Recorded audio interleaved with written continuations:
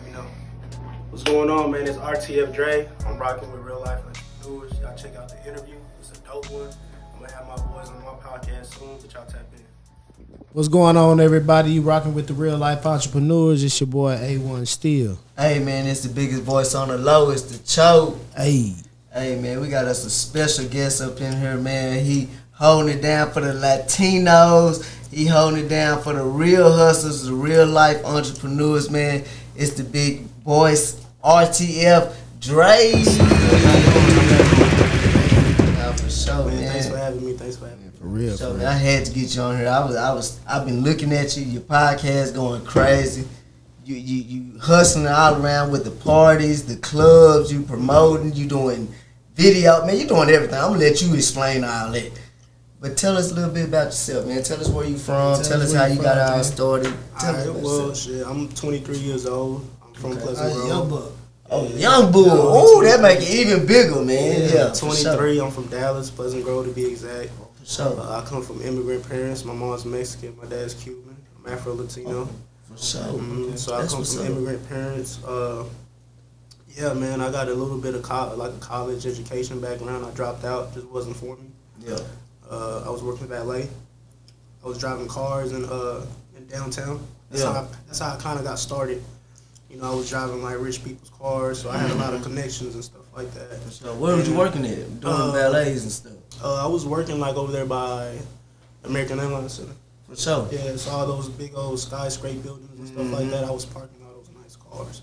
So I was dealing with a lot of like celebrities or like business owners and stuff like that. So I would talk to them on a daily. They were regulars. So like I would peep game from them and learn stuff from them. Then I was getting tipped a lot of money. So I was making good money at a young age. So I was making like, let's just say 10K in a month.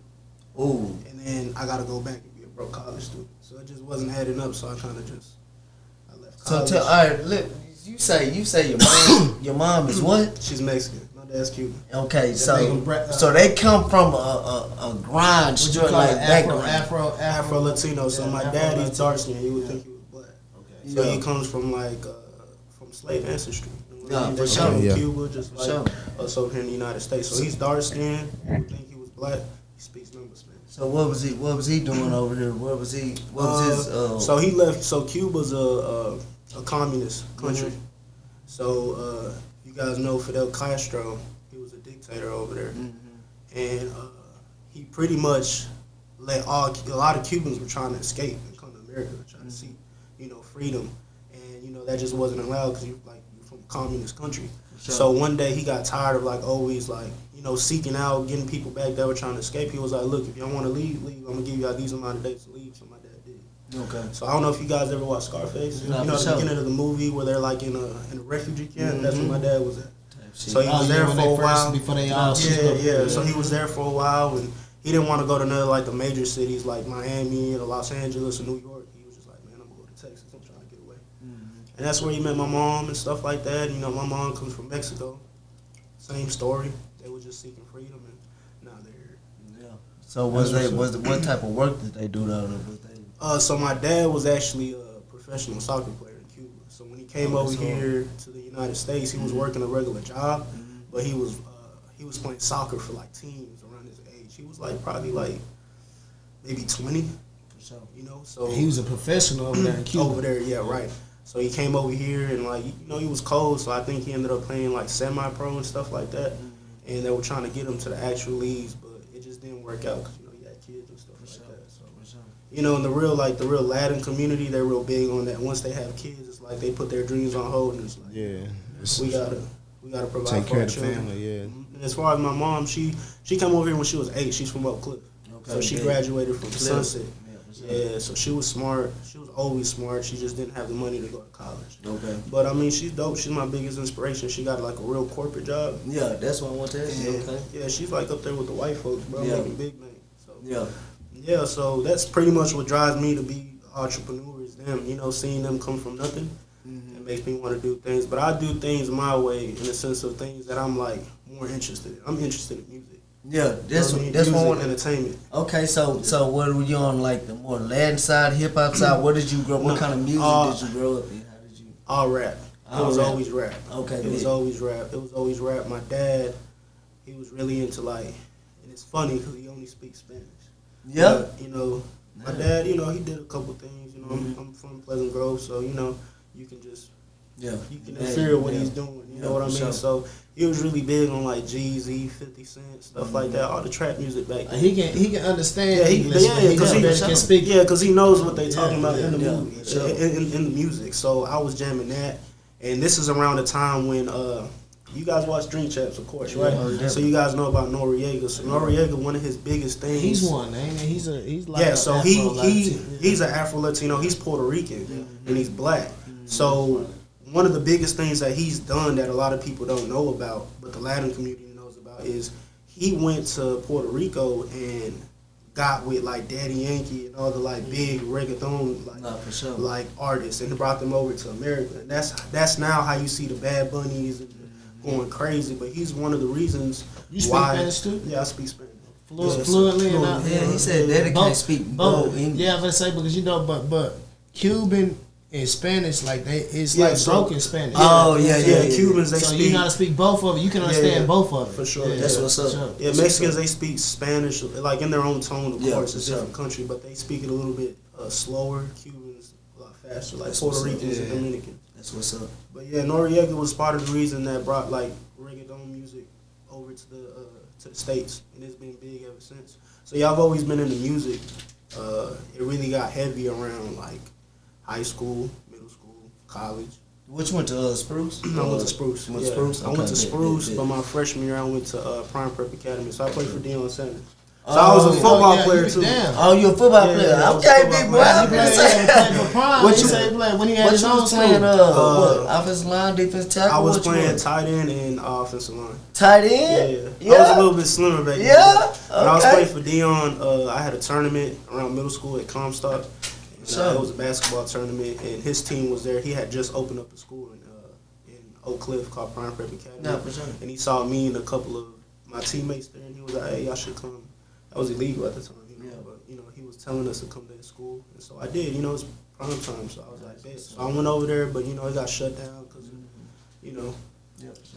But yeah, I played over there. Then I went to Spruce, played football there. So when I wasn't playing football, I was in the music. In the music. Yeah. What was you rapping or were you just behind the Now, I scene? wasn't or- rapping. I was never trying to be a rapper. I was Yeah. just more like, all right. So I break it down like this. You know how people like basketball, but there's people that never played basketball, but they're into basketball. They like collect the cards. They know the players. They know the stats. That was me when it came to music. For sure. I knew the East Coast rappers, the West Coast rappers, the South When they rappers. dropping, when When they got- dropping, and I was really heavy on interviews. Like I really got into artists, not by just getting put on from their music, but from their interviews. I like the shit that they were talking, the things that they were speaking about. The lifestyle and shit. Yeah. for So sure. once I got hooked into what like the knowledge that they were kicking, I was like, man, let me tap into the music, and that's when I got hooked. Like Kevin Gates and stuff like that. I was really big on his interviews first, and that's what got me into his music. You fuck with Gates. Heavy. Still now. 'Cause he's Latino. Yeah, he's kinda Puerto Rican. Puerto Rican, and for sure. Moroccan. Yeah, he's Puerto Rican. Yeah, Mhm. so Gates be on some different shit too. Yep. Yeah, for For sure. sure. And live performance is hard. Yeah, Like you ever see his live performance? I'd have been to a Gates show. for sure. That Yeah, nigga- he's- I'd have been to that show too. Yeah, man, he working out for sure. He gotta Yeah. work out because Yeah, this he a nigga fool. is jumping and doing what he doing on He's this stage. performing on that stage. Yeah. Line. But yeah, that's what kind of got me into the interviews. I really like watching other people their interviews and stuff like that, and I got into their music, and I was like, I was always good at talking to people. I'm an introvert. I don't talk much. I'm a quiet guy in the room, but if I'm interested in something, I'm real vocal about it. So it goes back to me valeting cars. I had to check everybody in, say hi to all the big people with the big cars, and I'm talking about real cars, Bugattis, Lambos, and shit like that. So I had to speak to these people. So I was always good at picking people's brains and stuff like that. So that transition into me doing interviews. Who was the biggest face you seen that you got that car? Like, man, I can't believe I'm getting It wasn't this even. man I car. wouldn't even say it was a celebrity. It was somebody with a large amount of money. I put it like this: he owns the Amazon of India. So his company isn't Amazon, but it's a light Amazon company in India, and he lives here in Dallas, and he drives a Bugatti. So I was able to drive That that. spark is that? Would you say that sparked you up? That Yeah, Man, he had to was- teach you how to drive that motherfucking law. It's just regular. So I was already accustomed to like driving like Lambos and stuff like that. So when I was in there, I kind of like, you know, it's like we're used to. Cause he just jump out that motherfucker. You said you paying Yeah, valet. he expect you just to get there and go. Yeah, don't get me wrong. Towards the beginning, I was like, yo, even with the Mercedes, I was like, yo, where's the? Nah, Yeah, you nah, got for the- sure. Yeah, For so sure. yeah, but I say like being around those type of people and that type of money, like it makes you want to get to that level too. You know what I mean? Square So business. yeah, so that's He was probably one like of them ones. yeah, him. There's another guy named Brandon. He's from Dallas too. He's like real big in like real estate and stuff like that. You can find him on Instagram. I think it's like Beat with a Billion. He's huge. And the thing about these type of people, bro, is they remember faces and names. So I went from working valet. The pandemic happened. They got rid of us, and then I went into working security at the clubs. And, you know, these are the same people with money, so they're pulling up to the clubs, buying the big bottles and stuff like that. And they see He saw me right there. He was like, yo, I'm glad you're still here. You know, it's COVID and stuff like that. So these type of people remember your faces, remember your names and stuff like that. So just networking. It's the same thing with the building a interviews. relationship. Especially when you didn't talk to them and hey, you know, shout them out. You know what I mean, talk to them, get their name and shit like that. And they get your name. Exactly. Like you say, once they get you, if they ask you for your name, they're gonna remember your You in there, face. plus you're driving And you're driving that's a the car. second most expensive thing you got is your house, and then you got your car. Yeah. So you know if they So trust he you wants with to that, know your you- name Yeah, and he all wants that. to know all Like that. he's shaking Yeah, your of hand, course. looking in you in your eye and everything. Like, For yeah, sure. okay, you know. But yeah, valet is what started everything. But I was making good money and meeting the right people. That's where I met Mo3, Rainwater, and that's what really got me into wanting to start my own studio. Yeah. Is meeting Rainwater and Mo3 It's downtown. It's Yeah. hard. So yeah. when you where started was your fucking with them and first- shit, like after So like I was always a big Mo3 fan because, like I said, I was always into music and working out. Mo3 actually stayed near where I used to valet. He stayed at the penthouse or apartments, nice luxury apartments near where I was valeting at. So I would catch him, and then I think Rainwater was staying at the W at the time. So they were staying near each other, right, like literally 5 minutes away from each other. So they would be around there a lot, and I would valet their car for free. The one time Mo3 came out, I'm talking about stacks full of money. Guess he just came back from a show. You know, him and Rainwater pop out and they're like, yo, how much the part? I'm like, nah, man, like, I just want a picture. Yeah, And bro, yeah, we've been yeah, locked in yeah. ever since. Yeah, for sure. You know, they I used to get invited to like his video shoots and stuff like that. It's just always been love ever since then. So like, it's different whenever you get to see somebody from your city actually come up. Yeah. So me seeing that was like, that makes me want to do something. And I'm not a rapper, so shit, I might as well open Get up it a another studio, way though. right? Nah, you know for what I sure. mean? That's smart. So yeah, that's so valet how that's is been working for you? pretty The good. studio and stuff. Pretty good. Is this your first studio or This is is my first ever studio. I Okay. did it with my boy Mike. Mike Zan is a producer out of Dallas. He's from Pleasant Grove as well, so he's from my same area. I've always knew about him. He's a little bit older than me. He's only like 26, I think. Yeah, for sure. 23. That's young nigga shit. I Yeah, like but that. I always knew about him, you know, y'all in hard. the hood and stuff like Yeah. that, knowing like he's a music producer and stuff like that. I actually had a boy in college that was trying to rap. He needed a studio, so that's when I hit up Mike. And then I saw all the big stuff he was doing and the big things that he was working on, and I was like, bro, like, you really a hidden gem in Dallas right now. Nah, for Like, sure. a lot of people don't know about you. And he's a real introvert like me. So he likes to stay inside. He doesn't really network that much. Whatever comes to him, comes to him. And I was like, bro, if you just get in the right... I'm the person that's good at getting in people's In the right faces and faces, networking. yeah. So I was like, bro, let's collab. Like, let me talk to the people for you. You already got the talent. And we've been locked in ever since. And I was That's like, what's up. we did a music video with Mo3. Still hasn't been out. I've been offered...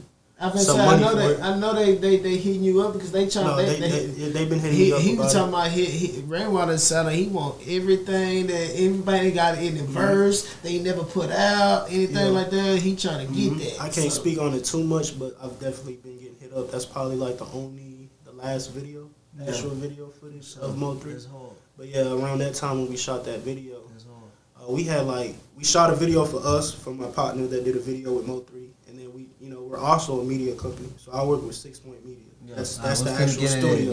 You all around, man. Yeah, It's so gonna be working. we do like weddings and stuff like that, and music videos and No, stuff. for So sure. a part of us shooting our own music video with my partner, You we got was, behind the scenes and shit. yeah, of course, we were also shooting videos for other people at the same venue. I think it's that one studio in I forgot the name of it, man. I forgot the name of it, but it's down there. Everybody uses it. Yeah. And we were like paying the guy like back to back to shoot videos in there. We was like, man, what if we just open our own? Like, look how much money this guy's making just off us. He pretty much paid his rent just off us. So it was like, man, we need to get one. And I'm real active, so as soon as my boy Mike said like, let's do it, I was already looking. Already looking. That's And what's up. I found one in Mesquite. I showed it to him. Maybe like a week later, we went ahead and signed the lease and dropped the bag on just 6 months in advance. So you hold on, talk about you found a building in Mesquite, and you signed the lease. Just what it was just that easy. You didn't have no certain paperwork you needed, no type of Nah, it down really be that payment. easy. no- Yeah, it really be that easy, it's bro. that Like easy. all you gotta do is get a building. So, sign I it. mean, that's for the I'll viewers to know, because yeah, people sign think it. people think, man, I'm gonna need this to go do this, and I Nah, need you this don't to go really get need this all that. building. Yeah. Tell them, man, what like. Yeah, so I pulled up. I actually pulled up. The owners weren't there. There was a handyman that was working on it, and he had access to all the buildings because he was doing paint jobs on all the buildings and stuff. And so I was like, hey man, like I'm thinking about getting a suite here. Like, can I check one of them out? He was like, yeah, cool, whatever. So he opened one of them that was actually available because the owner was letting him keep his tools in there. And I saw it and it was perfect. It already had like a build of what we were picturing of doing. So when I saw it, I was like, bet, hit up the owner. We went in. He gave the prices and stuff like that. I talked to my boy Mike. He looked at it. And he's more of the producer, right? So he knew where everything was going to be at. So he saw He it. knew his vision because he's the producer. He's Yeah, the exactly. one that He knows actually- where the studio's going to be at. This is where the booth is going to be at. This is where the podcast room's going to be at. We can do something like this here. This is perfect. So once he said that, I was like, all right, let's do it. So we signed it like the following week, and it sounds easy, right? Yeah. And it became hard. Yeah, It became yeah, hard it's because hard. now you got to get certifications and things like that with the city of Mesquite. And we're young, bro. Coming from where we come from, we So don't what know about any of that certifications stuff. did you have to have as far as having a studio? I can't remember correctly, but it was just things like getting your occupancy. So how many people can be in the building? All right, if you're gonna build something in here, you need permits for this. Oh yeah, if you build, You know what I shit in mean? there, So yeah, it start was- building the walls. start doing Yeah, shit you need to a it. permit for all of these things, and then if you are building a wall, you got to use the right material. You can't use this; you got to use metal because it's an actual building. So it's different things like that you learn along the way because you don't know these things. You're just young people like, yo, let's build a studio, but it ain't. It's not that easy. But so, bro, it took us 6 months to actually get open. At one point, we were discouraged. We were like, bro, it's too much. So what kept you going when you got discouraged? What kept you motivated? Seeing everybody around us. A lot of people like to talk about social media is bad for you because you like compare yourself a lot, and it is. Don't get me wrong, but sometimes when you see other people making moves, it'll motivate you to do moves. Depends on how you digest it. Yeah, For so sure. you look at yourself like, bro, we got a whole building. We already paid 6 months in advance for it. Like, what are we doing? Yeah. And it started a fire, and as we just went in there, and I'm trying to tell you, I'll show you guys later. I'll show you a picture of what it looked like and what it looks like now. You'll be like, damn. No, we need to. Now, we yeah, gotta we see need that. this. We gonna put that. We can put that in the beginning of this Yeah, podcast. for sure. We need to. So yeah, we did that, and it was slow at first, bro. At first, we were just making ends meet.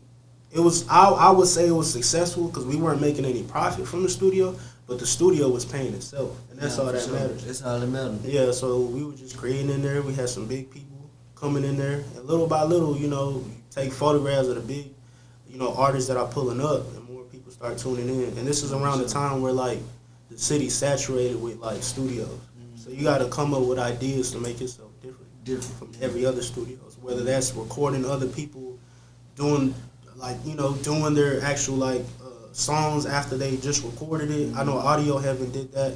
And let me drop names, like it's people that motivate the whole team to do things. That's A1 Pistol Yeah. on that audio heavy. Yeah.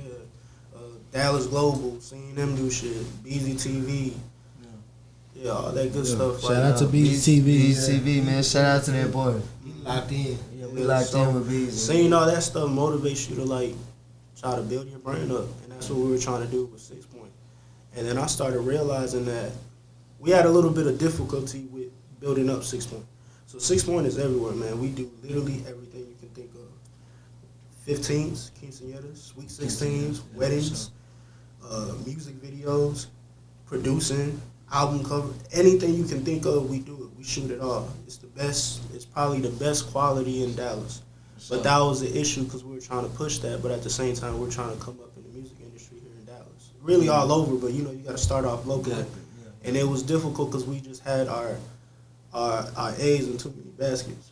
They didn't know if it was a wedding. We was doing, you know, we was doing everything. So that's when I came up with, you know, building up the idea of building up Route to Fame, which is what we're doing now. So Route to Fame was going to be when I came in and started my podcast, interviewing artists. And I was going to drive people to start pulling up to the studio to record. Because the thing about Mike Zen with 6 Point is, like I said, he's worked with all the big artists, but a lot of people don't know about him. He's worked with Don Don, the Number Sevens, the Mo3s, the Pesos, the list goes on, but no one knows about him. Mm-hmm. So me bringing in these big artists to do these interviews, in order for you to get to my podcast room, you got to pass everything else. Mm-hmm. So by the time you get to me, you're asking me like, oh shit, y'all do this? Y'all got a studio? Yeah, this is Mike Zen. He's a producer. He works with X, Y, and Z. That brought more people into the studio. Now I'm interviewing artists, and it just brings in more business. For sure. And now, man, you need to get us on your podcast, man. No, And let no, them we niggas gotta know do that. that we Big pushing Ice. up We real need life. Big Icy on the podcast. Yeah. Big Icy, man. Yeah, him, Mr. this Gino. shit. Goddamn right, we got some hard boys. Real life KBFW entrepreneurs, Grand. you know what I'm saying? and even with the podcast, that shit was hard too. It started sure. off slow too, and it got better. No, we trust Yeah, me. We know. Yeah, we working with it now. You know what I'm We saying? know. We going through the mud right now, man. Yeah, we we know, you know, man. trying to get people push up. We done came some hot runners real. though. We done had some hot runners Nah, though. we done You had know what some, I'm saying? though. Shit, so Cause it's a cool vibe, man. What's and some of I the best, like one of y'all favorite interviews y'all had so far? we done had Boss Man Brewster, you know, a big reform Okay, out yeah, of Cliff. something Yeah, like we that. had him. Shit. just had- certified city girls, them Yeah, Big certified Sean. city girls, Sean, Yeah, yeah. Diddy Diddy Warbucks. Warbucks, yeah. We done had Diddy Shit. Warbucks, Just had Maserati A.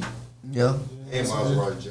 Maserati Maserati J. J. Dope, For sure. You know, Nah, we so- working, bro. Like we just started trying to Some build credit steady- people that do credit, you know, fuck with credit, you know what I'm saying? Yeah, 'cause it's all about really. It ain't about entertainment. It's about people that got businesses, Businesses, and real life.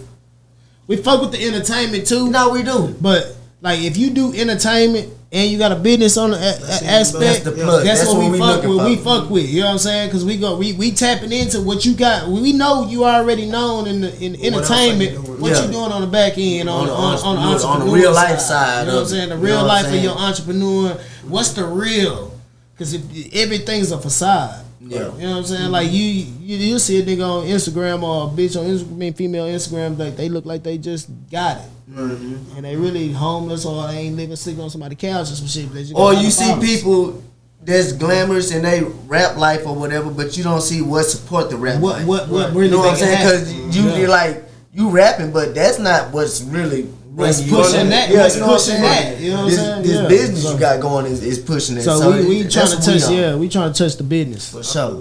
For sure. We don't really be focused on the That's why I got Yeah. you up here. I'm like, man, this boy got the podcast. He got the how you do the club, the ecstasy thing. So while I was doing the podcast, I was struggling trying to get big names on the podcast. Sure. So of course I was showing love to the local artists, Got to. but it was kind of a blessing and a curse at the same time once I started getting a little bit bigger artists. So big artists that I got would probably be Number Seven.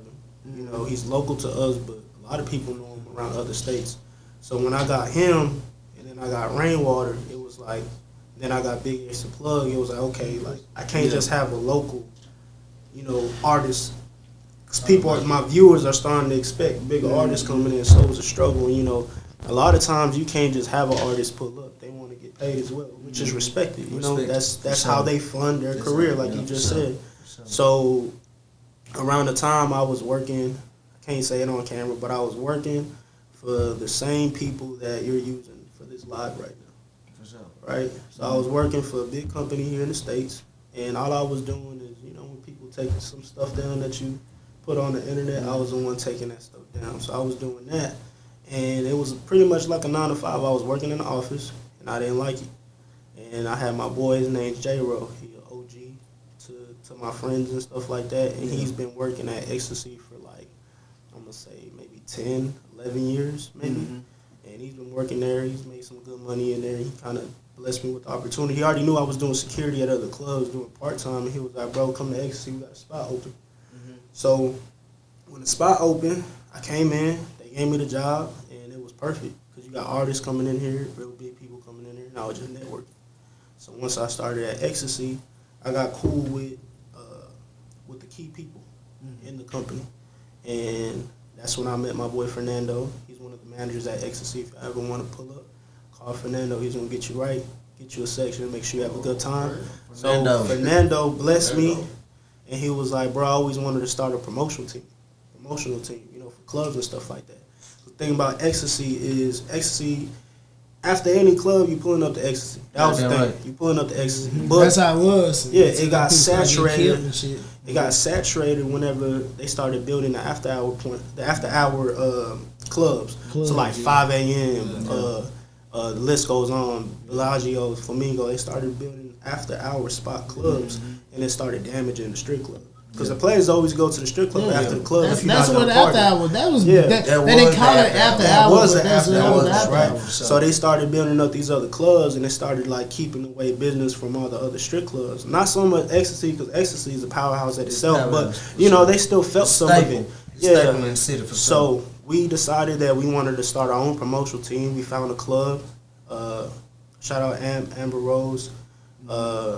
Y'all done had some heavy hitters coming through there to keep it going. For sure. That too. And when the city was trying to shut them down, actually the city came together and tried to keep that motherfucker open. Yeah, for sure. You know what I'm saying? It's like a lot of clubs shut down, but the city came together, boy, to keep Ecstasy together. Yeah, it's a staple. So even after all the situation that it had, like that was crazy. Like they protested and all that shit. Like it was like damn. Yeah, Ecstasy is a staple. It ain't just a club. Like there's a lot of big things that happen in there. But yeah, like we started a promotional team, and you know the people at Ecstasy were willing to help us out. Start up our own club with Lotus. That's where we're gonna be at this Sunday at Lotus. You know, we're officially making Ecstasy our after hours spot, just like everybody else. So Lotus got something to do with Ecstasy, or like? So Lotus is the club that we're using to promote.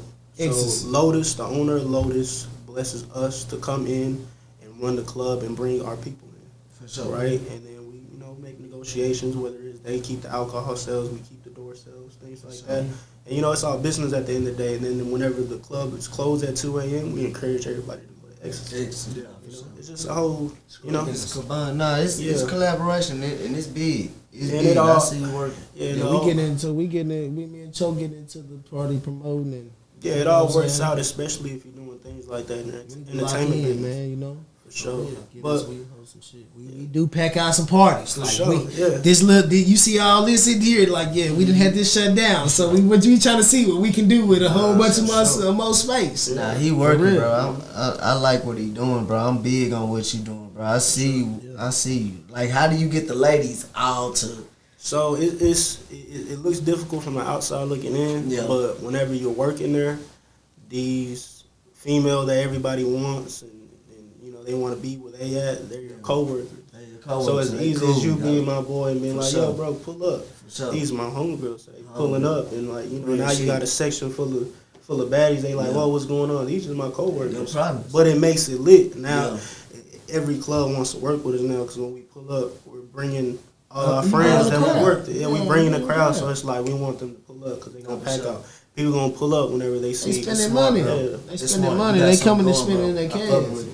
And then it's all going back to Rock the Fame at the end of the day. Goddamn right. Once we get artists to come and do it's performances, because you out there networking anyway, so you running into motherfuckers, you know, putting and I've ran into a couple of people with Rock the Fame. I'm trying to shy away not just from doing artists, but also doing athletes. And stuff like that. So you don't want to put yourself in a room in the bubble. Yeah. So I've had athletes come and, you know, I try to be professional, but there's times I go in there like, hey man, I'm trying to get an interview with you. I'm a blogger. So who real quick, who you trying to get next? Who's your main one you trying to get like right now? I need him. This is who I'm trying to go for. Charleston White. Everybody trying to go for him. He just said something about Charleston White. He gonna go. He gonna bring you the views because he gonna come talking shit. He gonna go. Charleston White, and also just because I feel like everybody uses the same like angle towards him, and the way I do my interviews is a lot different. Even the way I'm set up. That's why I feel like if he came on ours, our angle would be different because I'm not I'm not gonna be shooting for what The clickbait, the yeah. clickbait and the bullshit. Like, nigga, what do you got going on? Really, Exactly. then? In real life. What I want And that other because brain people you don't be in. really know what you really got going on. So that's you know, hard, that's what I really that's want. You know hard. what I'm saying? But nah, Charleston White, he's a big one for sure. Yeah, I Charleston be White. telling him. I really want to get. Of course, my dream is to get Gates in there. Yeah. Gates for sure. Gates. That's your boy. I fuck with him too. He gonna blow your mind with shit. Gates will fuck you up. Yeah. Like he will on the interview. Gates He will. hit you with the smartness. Like, Yeah, he all around. Locally, I almost had it. Some things didn't go right. Don coming out of Dallas. Okay. he just probably got off the has. monitor. Yeah, shit, he just so got the really- monitor. He probably got the best album Dallas has ever had, but it slept on because it just wasn't promoted right because of his situation. He's been on house arrest. He was only able to pop out every. What was it, Wednesday or Tuesday? But with him being off the monitor, you would think that Rainwater had that nigga lined up with a whole bunch of shows. I think I work with Rainwater a lot. That's my boy. He done put me in like some pretty good positions, and a lot of good plays. He's invited me out to like award shows with him, and it just didn't work out with my schedule and stuff, unfortunately. But what I noticed about him is he's really big on like time. He's got real time, big right on time. that. It's got to For be sure. the right timing. That's what's up. But he's gonna be alright, bro. I feel like I'm a Gemini. I fuck with Geminis. Mo3 was a Gemini. Kodak's a Gemini. Tupac's a Gemini. Don's a Gemini. And I like his music. I feel like he's probably gonna be the biggest artist coming out of Dallas if he really locks in and uses that empire Push. push. Yeah.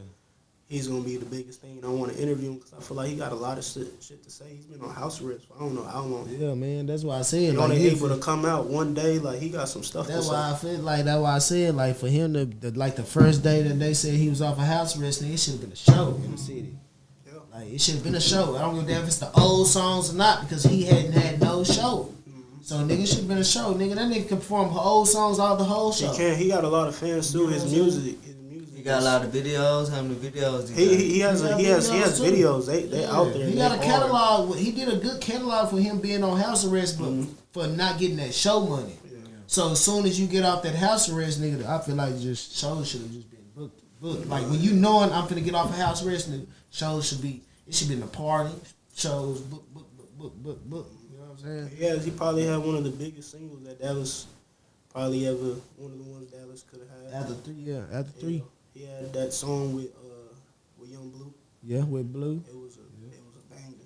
It was a banger. It's just like I say, he was on house arrest, so it couldn't get promoted right. Plus, the real reason why I want to interview him is because a lot of people don't know about him. He real quiet, and I'm real big on that type of stuff. Like one of my favorite interviews is also the one I did with Number 7. A lot of people, Number 7 don't really do interviews, and if he does do interviews, they're like the ones from the past where he was dealing with the stuff he was dealing with, and they didn't really. I guess I could say when he did an interview with me, it brought out a different side of him. He was talking about business stuff, what he was doing with his money, where there was dog breeding. He finally got a house. He moved away. He's taking care of his people. That's what's up. So they saw a different side of him. Even with Big X the Plug, his interview's very repetitive towards the beginning because he was, he's being real. He's telling you his real story, but I feel like he went a little bit more into depth with my interview because he just felt comfortable. So that's all I'm really trying to get out of like anybody I'm interviewing. That goes with like the way I position myself. I sit where he's sitting, and I have the artist sit where he's sitting. So we forget that the camera's in front of us. Right. It's just me and you. So it's just things like that I'm. So yeah, that's all it is. I'm trying to get Charleston White, Don, Kevin Gates, really anybody that got a story to tell. No one's that's just gonna sit there and give you the basic stuff. Put yourself in And the- athletes too, man. We gotta get the athletes. Gotta get the athletes. Yeah. 'cause I got a whole And more story. podcasts. Like it's dope that you guys are having me, and I'm trying to get Yeah, other for sure. He people. got stories on God. Yeah. Like even between me and Kenfo, like we got some stories, bro. Like we ain't just no average Joe sitting up here, you know what I'm saying, talking like everything been easy. Cause like I'm a real life entrepreneur, you know what I'm saying. Like I got my own barbershop, everything going. So like I know the ins outs. Like really not going to clock in until a 9 to 5. Kenfo do too, you know what I'm saying. So No, for sure. it's just shit. Yeah, we. Ain't nothing wrong with a 9 to 5, but bro, a 9 to 5 is not it. It ain't gonna get You you. gotta where have something else It's- after the 9 to yeah, 5. If That that's what can't you be- want to do, if not, if that's the life that you want to live, just Yeah. a regular old life, cool. cool. That's cool. Yeah. Especially if you got a locked in 9 to 5. You know what I'm saying?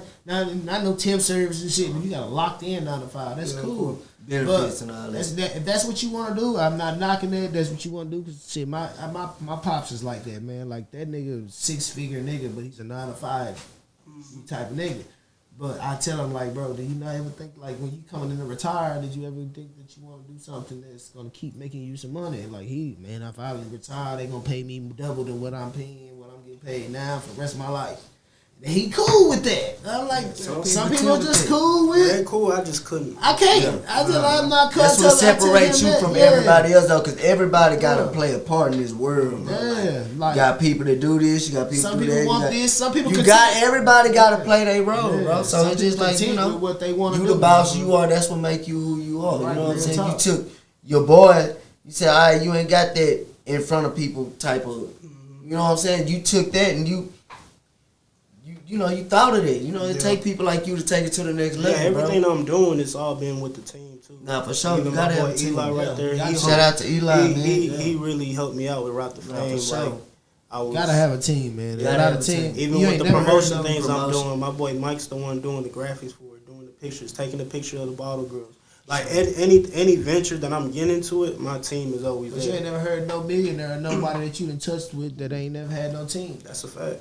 They ain't never came in that bitch by themselves. That millionaire, they coming and working everything and by themselves. They talk to you, they make the appointment and everything. They pulled up and all that, and they pull up by themselves. Nah, they gonna pull up with a team of motherfuckers. Yeah, all you need is a few people. That's all I got. It's probably like 6 of us. And no ego trip. Yeah, no. You know, and I'm gonna keep it real. Towards the beginning, that's natural as humans. You get like that. Well, I do this and I'm more, you know what I'm saying? So we had hiccups like that. Yeah. But we brothers at the end of the day, we always, came back together. Yeah. And I feel like that was only for like a split little second, but I was always in-house.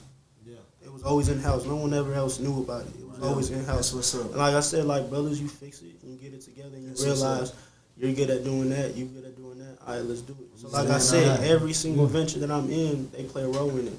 They're the ones shooting my podcast. You know what I mean? Sure. They doing literally everything that I'm in. They have something to do with it. A huge part in it, not a small part. They got a huge part in it. It's a teamwork, make dream work. Square business. That's what's up, bro. That's why I'm telling glad I had folks where you they can find you at, man, on all the social media platforms where they can find you at. For sure, you can subscribe to my YouTube channel, Rock the Fame. Go ahead and follow 6 Point Media on Instagram. Follow Rock to Fame on Instagram. All the blogs. You know what I'm saying? And yeah, also follow DXF Promotions. That's the new promotion thing I'm starting with Ecstasy and stuff like that. Really? So yeah, y'all can be able to drop that all in the video. Y'all follow all that stuff. That's all the type of stuff that I'm into, all the ventures that I'm in. And I'm looking to do more stuff. So y'all just, stay tuned.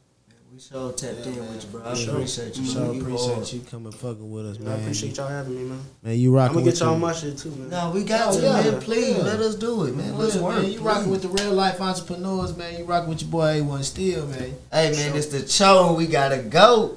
Hey, man. Nah, for sure. Nah, for real though. Yeah, that's live, bro. I appreciate you, big dog. You hard, like for sure, for real. You gotta get us on your.